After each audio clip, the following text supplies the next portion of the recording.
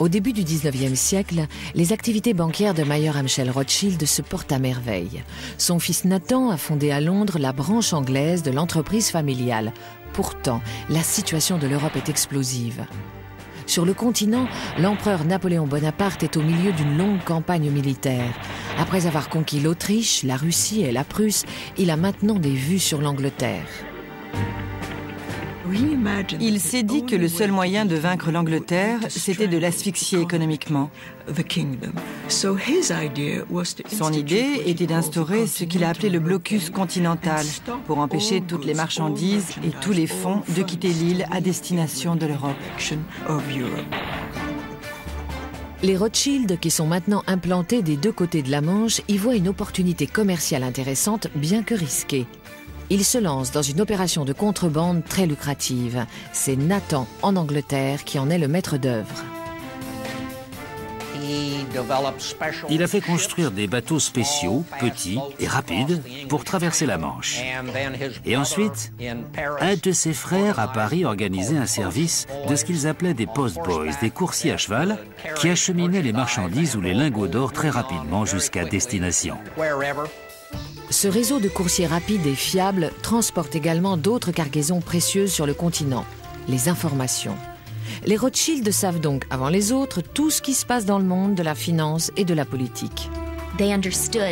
Ils avaient compris que l'information pouvait rapporter gros. C'est l'idée que des nouvelles précises peuvent être d'une importance capitale pour vos transactions financières. Les guerres napoléoniennes apportent un autre bénéfice aux Rothschild. Le prince Guillaume de Hesse-Kassel, le premier bienfaiteur de la famille à Francfort, est maintenant en fuite et il veut que sa fortune soit investie en toute sécurité. Il a dit à Nathan, « Faites ce que vous pensez être le mieux pour mon argent ». Ce pécule a été une opportunité gigantesque pour Nathan. Nathan place les investissements du prince dans des actions anglaises et résout un autre de ses soucis. Guillaume de Hesse-Kassel veut pouvoir accéder à son capital où qu'il soit en Europe. Ce dont le prince de Hesse-Kassel avait besoin, au même titre que les autres princes, c'était de banquiers pouvant lui garantir qu'il pourrait retirer son argent quand et où il le voulait. En 1814, alors que les troupes britanniques combattent l'armée napoléonienne sur le continent, elles ont un obstacle de taille à surmonter. Le duc de Wellington, commandant des forces de Sa Majesté, va bientôt se retrouver à court d'argent, si bien que la Grande-Bretagne risque de perdre la guerre. On ne peut pas faire déplacer une armée sans argent. Il faut payer les hommes et il y a toutes sortes de frais. Mais comment envoyer l'argent nécessaire sur place? Il fallait passer par le type de banque que les Rothschild avaient créé. C'est ainsi que le 11 janvier 1814, Nathan Rothschild est officiellement chargé de financer l'avancée de Wellington sur le sol français. En puisant dans la fortune familiale, il doit acheter des francs français et les revendre avec des intérêts au gouvernement britannique. Pour les Rothschild, c'est un incroyable retournement de situation, car 20 ans plus tôt, ils n'étaient que des Juifs opprimés du ghetto de Francfort. Aujourd'hui, le sort de l'Europe est entre leurs mains. Comme une marque de fabrique, les Rothschild vont compter uniquement sur les membres de leur famille pour cette opération risquée. Le jeune frère de Nathan, James, est ainsi dépêché en France. James n'était qu'un adolescent quand son père l'a envoyé en France pour réceptionner l'argent qui arrivait par bateau. Il devait le faire passer jusqu'en Espagne où se battaient les soldats de Wellington. Bientôt, l'argent parvient régulièrement jusqu'aux troupes britanniques, ce qui les aide à reprendre la main.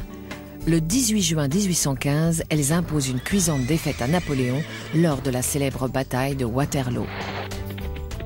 Juste après la victoire, un épisode va prouver les qualités du système de coursier des Rothschild. Dès que la bataille s'est terminée et que la victoire a été déclarée, Wellington a envoyé un messager officiel de l'autre côté de la Manche pour informer le gouvernement à Londres. Il est arrivé 24 heures après le coursier des Rothschild qui apportait la même information. La réussite éclatante des Rothschild durant les guerres napoléoniennes assure leur réputation et leur fortune. Elle marque aussi la naissance d'un nouveau concept dans la finance, car auparavant les gouvernements n'avaient que peu d'options pour réunir des capitaux.